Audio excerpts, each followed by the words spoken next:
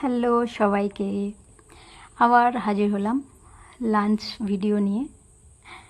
তো রান্না করতে আমার ভীষণই ভালো লাগে, খেতেও ভালো লাগে, কিন্তু রান্না করতে খুব খুব বেশি ভালো লাগে আমার।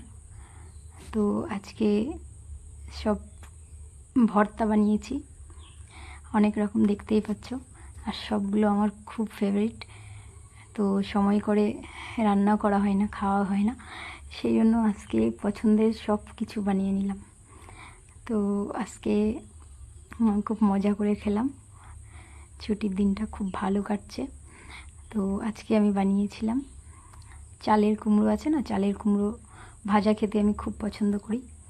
তো চালের কুমড়ো ভাজা করেছিলাম, আর ইলিশ মাছও ভাজা করেছিলাম। আর আমার গ্রেভির থেকে ভাজাটা খেতে বেশি ভালো লাগে, সেই জন্য মাছ আমি বেশিরভাগ ভাজাই করে খাই।